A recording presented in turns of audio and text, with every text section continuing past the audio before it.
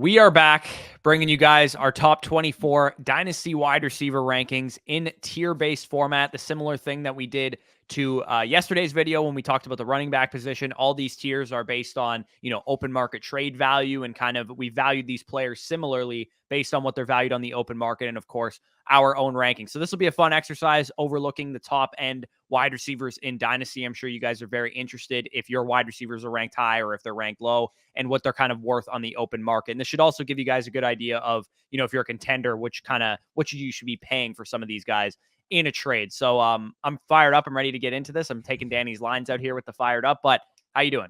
Doing well, doing well. Yeah, you guys would have already seen our top 36 rankings and our running back rankings, but now we roll up the sleeves. Now we focus on the wide receivers. You guys know how much we love these dynamic young wide receivers, and we just get to talk about them today. Yeah, exactly. So without further ado, let's get into it.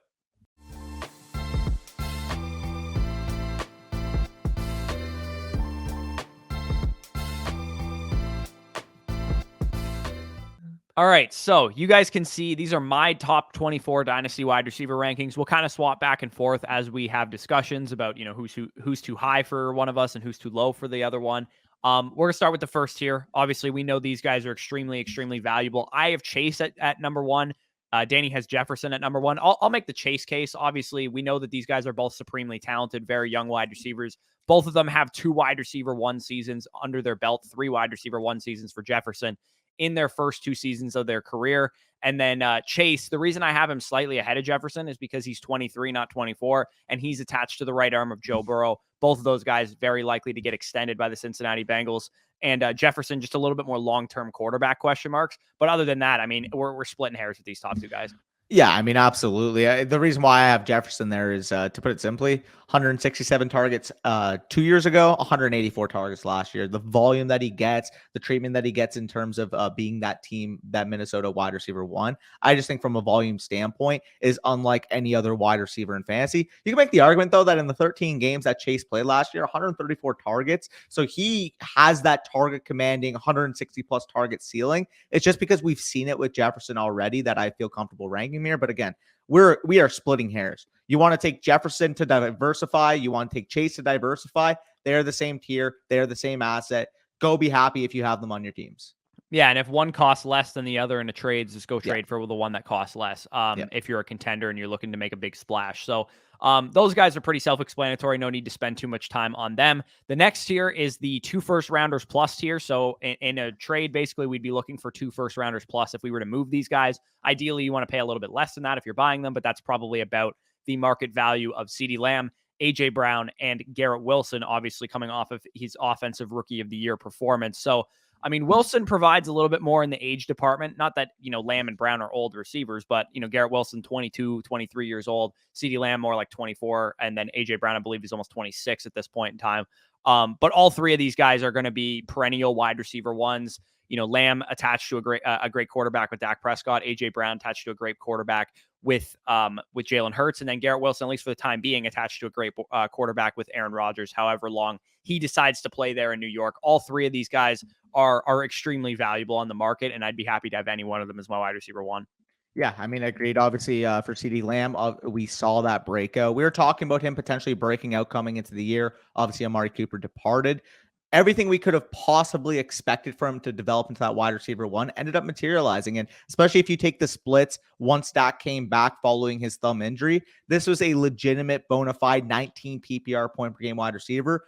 I wouldn't be shocked if, whether it's this year, whether it's next year, he has a season where he has 1,500 yards and 12 touchdowns, to be honest. He's that level of talent. He's that level of alpha in this offense, and we know this offense is going to be pushing for top 5 in the NFL. Similar thing with A.J. Brown, except you're getting a little bit of an age buffer there with CeeDee. I think you could pick hairs between them. In terms of redraft ADP, they're basically back-to-back picks. So I do think that they're viewed on the same playing field, but like I said, CeeDee Lamb a little bit younger gives me the edge, similar to why you had Chase over Jefferson. And then finally with Garrett Wilson, this is the newcomer in this group. We've been talking about, is it CeeDee or is it A.J. Brown? Is it A.J. Brown? Is it CeeDee for the last, 6+ months? But Garrett Wilson, he is younger than both of these guys. He has a very, very good quarterback coming in, like you mentioned with Aaron Rodgers, top 10 level quarterback.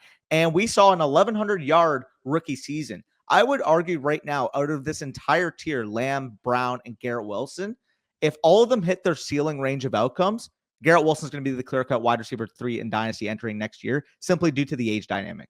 Yeah, and I think he might be the only one of this group that has a chance to join the top tier in terms of value, 3 first-rounders plus. If Garrett Wilson goes out there and has, wide receiver 2 overall season in redraft at 23 years old with 1,500 yards and 10 touchdowns, he might be on the same level as Jefferson and Chase on the markets value-wise for Dynasty. So I think Garrett Wilson, definitely the highest ceiling option here, but definitely a little bit safer projections there with CeeDee Lamb and A.J. Brown, because we've already seen these guys do it for a number of years, especially A.J. Brown. So let's move down to the next tier where we have a little bit more, disagreement.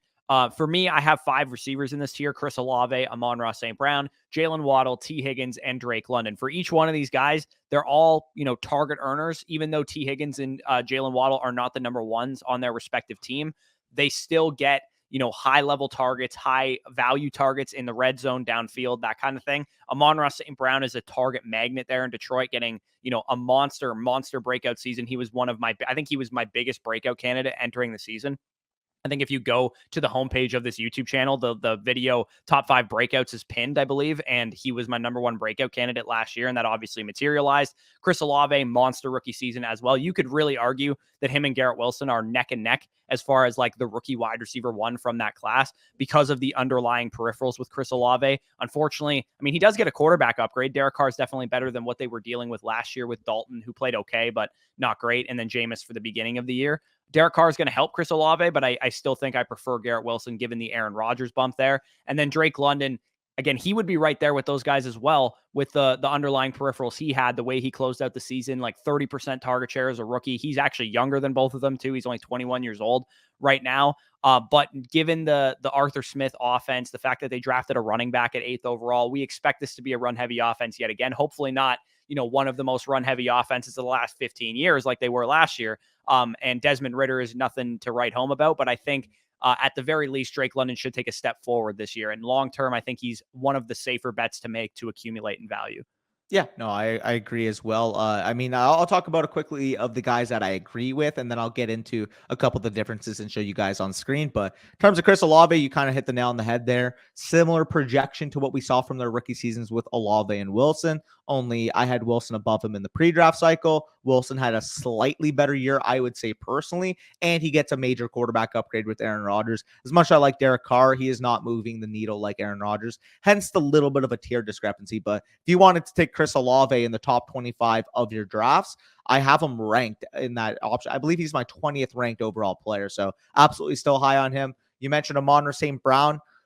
Everything we could have possibly imagined from him when we were touting him in the summer ended up materializing on a per game basis. We were talking about last summer. I still remember this video to a T. We were talking about the, I believe it was the biggest risers or the biggest mid-round values. And it really opened our eyes when we saw the splits of Amon-Ra St. Brown when he was fully healthy down the stretch in his rookie season. He looked like Bud Light Cooper Kupp. He looked like a Cooper Kupp light in terms of what he was doing on a per game basis. We saw that exactly happen, that exact same scenario. Was it going to be the target competition? Was it going to be just a young player ascending? It was, in fact, the young player ascending. When he was on the field last year, he was dynamite. He was a legitimate close to 20 point per game scorer when he was fully healthy. So all in on Amon-Ra St. Brown. And then finally with Jalen Waddle, he doesn't get the target volume like those guys. Like, yes, in his rookie season, he did have a very, very high target season. But I feel like this past year, we saw exactly how the Dolphins kind of want to use him. That very, very highly efficient, down the field, in the ball in his hands type of threat. Like, he is probably arguably the second most dynamic wide receiver in the NFL with the ball in his hands, only behind his teammate. You can make that argument with Jalen Waddle. So although he doesn't get the targets like some of these guys do, I do think real life, he's one of the best wide receivers. He's going to have a ton of value retention because of the offense he plays in and because of how people view his real life talent. And I mean, if he gets, back to the 130, 140 target range, we could be looking at a 1,600-yard receiver just based off how efficient he is. But once we get into the disagreements is where I have T. Higgins and Drake London. So I do actually have Drake London above T. Higgins and still in this tier. I'll just quickly get into my case for Drake London. I actually made a tweet about this, I believe a couple months ago, but he is a rookie wide receiver. Can we contextualize this for a second? He's a rookie wide receiver that had a 29.4% target share and a 32.4% target rate. Both of those ranked as top 5 in the NFL for wide receivers. Yes, we know the elephant in the room here is that this is a team with passing volume at 24.4 pass attempts per game. Not great. We know Arthur Smith. Oh, we don't know what he's doing in the offense. He just wants to run the ball. I get that. All these narratives are going to come out to diminish Drake London.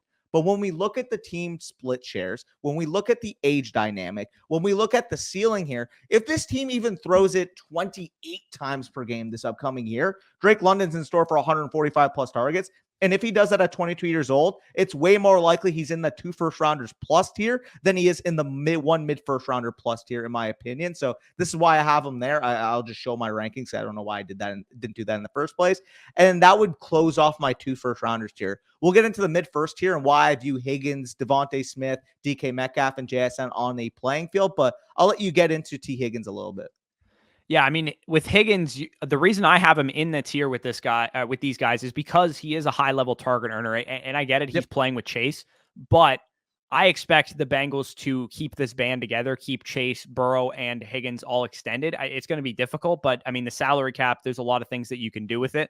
Higgins, when he's been on the field, has been comparable to Chase from a target earning perspective. Last year, I mean, he was only like a wide receiver 2 on a points per game basis, but we got to remember there was also like 3 games where he was like active, but not running routes or not playing at all. He had like a game where he played 0% of the snaps, one game where he played like 1.4% of the snaps, and then another game with like 18% of the snaps. If you remove those games, this guy was over a 15 point per game wide receiver, a wide receiver 1 on a points per game basis. And I think with Higgins, we're talking about a guy that legitimately is just a safe projection year over year. And also, he's never going to see number 1 corners as long as Chase is in town there with him. So I think from a production standpoint, he's still young. He's only like 25 years old. He's going to provide you everything that you need from a production standpoint. And, you know, in that 3-year, 4-year window that you're looking to compete with and hold some value there, I think Higgins is as deserving as Jalen Waddle and Amon-Ra St. Brown, the other like production pieces in this tier. The only question mark I have with Higgins, and again, we may as well just transition to why I have him in the mid first plus tier, is that I do feel like the market does view a little bit of a discrepancy between Olave, Amon-Ra, Waddle, and London. Now, if you're looking for a bang for your buck, you're taking this guy at the 3-4 turn. He could be the wide receiver 2 for your dynasty team. I think he is an absolute smash there, especially if you're in a competing window. I think he's a smash there. The only problem I do have is that all of the guys I have personally above him, London, Olave, Amon-Ra, and Jalen Waddle, I feel like they have a higher ceiling this year.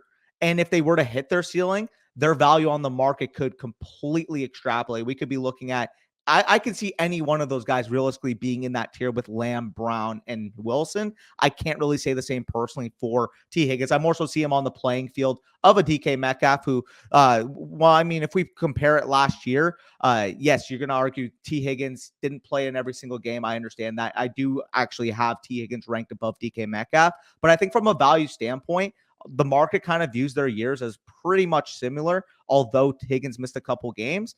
And if that's the case, it's like, if DK Metcalf smashes and T. Higgins smashes, I still don't feel like there's going to be a big discrepancy between their market value for me personally. Same thing with a guy like Devontae Smith. You can make the arguments, very, very strong offense, younger player. He's the quote unquote wide receiver 2, but had a very, very strong season. Therefore, I view all these guys kind of in a similar aspect.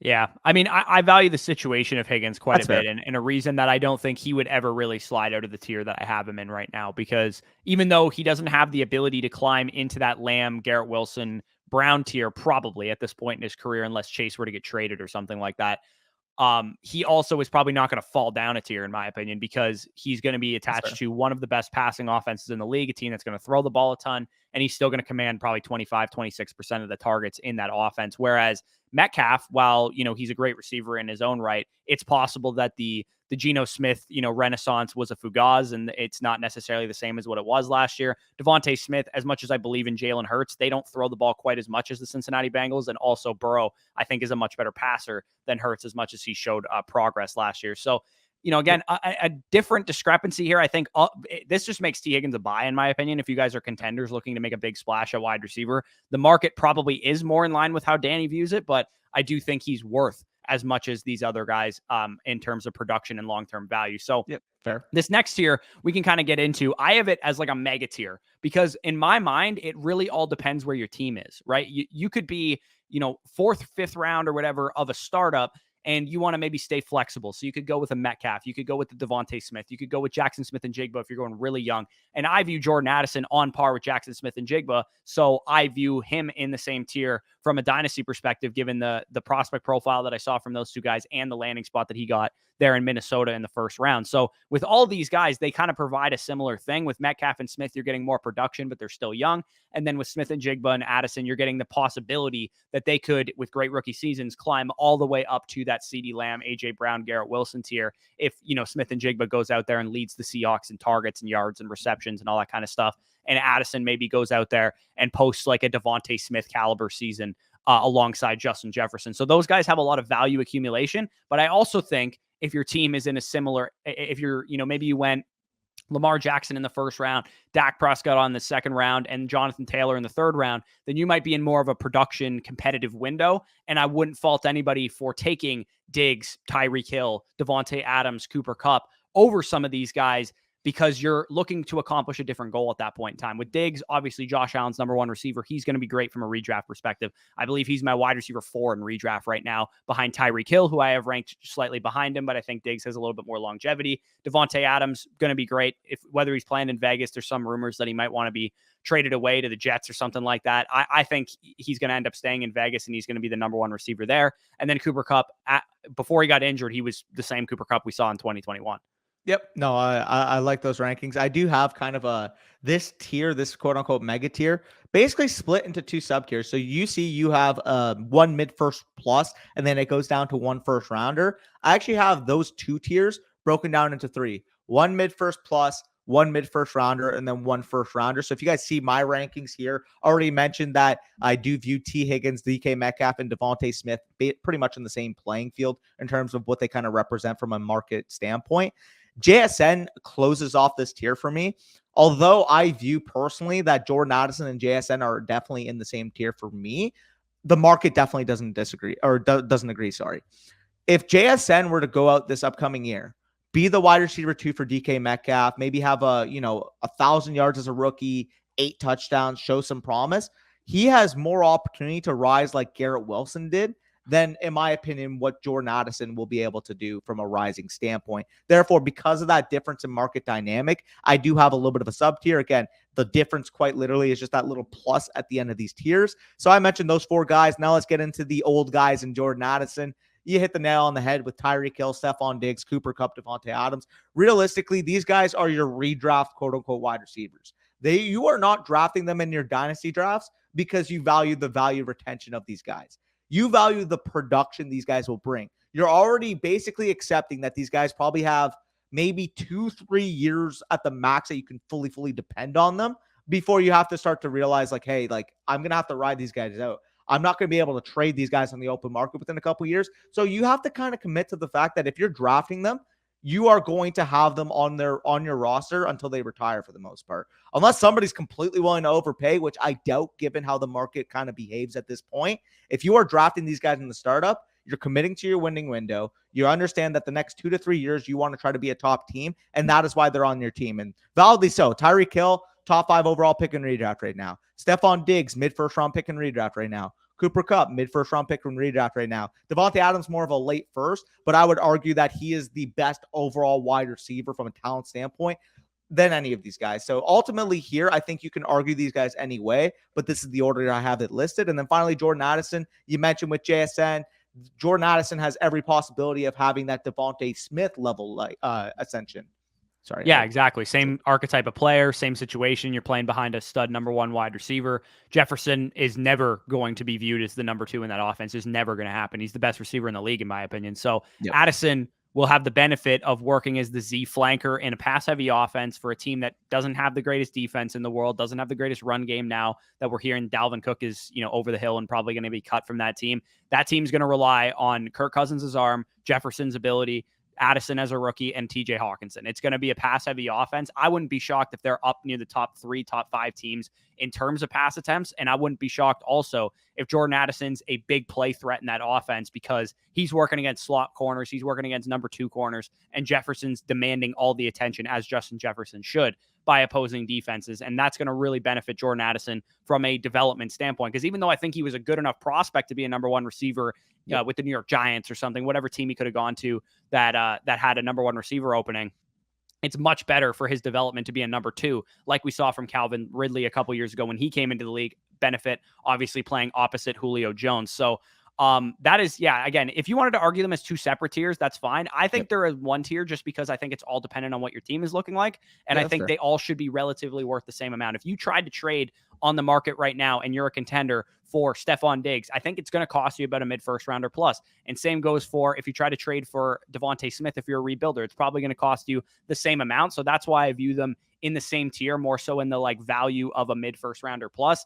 The final tier to close out my top 24, and we'll get into yours as well, is this tier of like solid young wide receivers that either have a lot of upside in Jahan Dotson and Christian Watson's case, or are, productive in their prime receivers like Deebo Samuel, Brandon Ayuk, Jerry Jeudy, and Michael Pittman Jr. So, I mean, all these guys have different upside and downside cases. With the two 49ers wide receivers, they've kind of been 1A and 1B. Obviously, Deebo Samuel had the great top 5 season, but last year, Brandon Ayuk was actually the more productive guy. So I view those guys pretty similarly. Jerry Jeudy's a very popular, take the leap candidate this year in his 4th season, contract year. Russell Wilson hopefully bounces back. Jeudy was pretty good, even despite the struggles of the Broncos offense last year.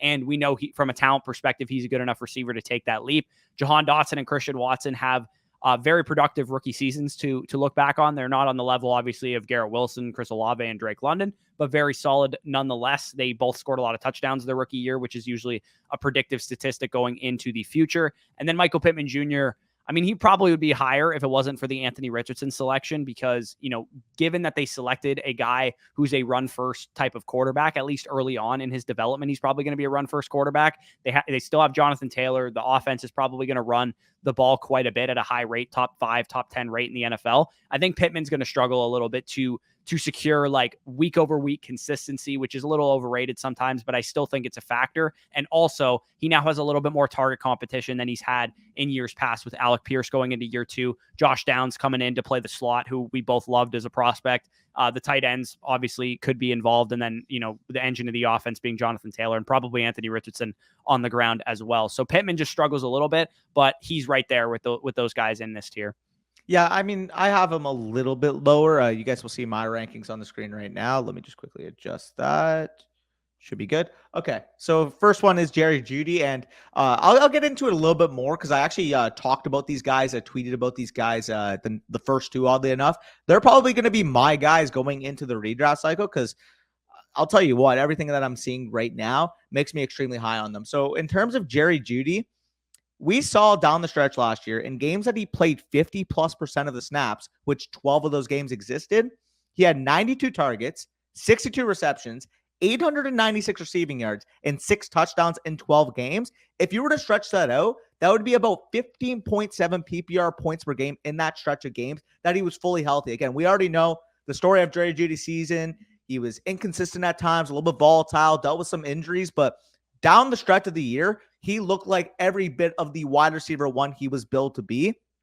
In terms of underdog drafts, I have no problem taking this guy in the early 4th round. And I do think that says a lot because we saw last year that he was a late 4th round pick after his own teammate, and then proved when he was healthy that he could be every bit of that talent at wide receiver that we were drafting him for. Yet I expect his ADP to be lower. I expect him to be a 5th round pick maybe because people are worried about if he can take the step, when if they actually contextualize the situation, which if you guys didn't watch last year, I went through all the contextualized game logs, going to be doing that again this year. I can tell you right now that Jerry Jeudy is going to be one of the absolute standouts of that exercise, and I'm going to have as many shares as possible when it comes to Jeudy. Christian Watson, similar case for him. Once he became a full-time player in week 10 on, including a game in Miami where he left early at 38% of the snaps played and only played about 60% the following week against Minnesota, he had 52 targets, 31 receptions, 523 receiving yards, and 7 receiving touchdowns in those 8 games. If you were to pace that out across a 17-game season, you're looking at 111 targets, 66 receptions, 1,111 yards, and 15 touchdowns for a guy that was billed as this raw wide receiver prospect coming into the league. We both said that. A lot of people said that. He had a slow start to the year, and yet once he got that role, he looked every bit of that team's wide receiver one. I understand Aaron Rodgers does leave. That will impact him to a certain degree. But anytime I can get a receiver that showed this level of dominance in any single flash, hence why we were high on Amon-Ra St. Brown last year, I'm willing to buy in. So Christian Watson, we didn't really like him pre-draft, but I'm going to be all in on him as a top 24 wide receiver for me in Dynasty. Quentin Johnson, you guys know how I feel about him as well. As a prospect, Lance in Los Angeles. I've already talked about the fact that I expect this team to throw 700, 750 times. And long-term, we're looking at an aging Keenan Allen. We're looking at Mike Williams, who's never really going to hold down Quentin Johnson's market value. Plus, he's aging as well. I think there's an opportunity for Quentin Johnson out of this entire group to be having a ceiling of like the Olave, Amon-Ra St. Brown, Waddle, Drake London area if he does hit his upper percentile range of outcome. And then in terms of the San Francisco 49ers receivers, kind of feels like a cop-out. We were talking about it before the video that we have these guys back-to-back because quite frankly, if you're going to win now and you want Deebo Samuel, who's the better real-life wide receiver right now, maybe a higher fantasy ceiling, I don't have a problem. You want to take Brandon Ayuk, who has maybe higher upside long-term, younger player. We know he's going to be, fantasy relevant for a longer period of time. I'm not going to argue that as well. And then finally closing out this tier for me, a guy that I actually moved up my rankings today when I was preparing for this video.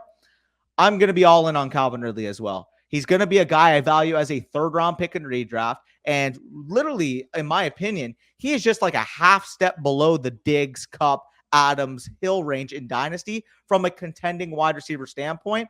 Only you can make the argument that with his role in the Jags offense as that number 1 wide receiver, growing with a young quarterback like Trevor Lawrence, yeah, I don't value him with, Diggs who has Josh Allen, but I do think that this could be the next 1,400-yard wide receiver, and his value could be every bit as high as any one of those guys following the season.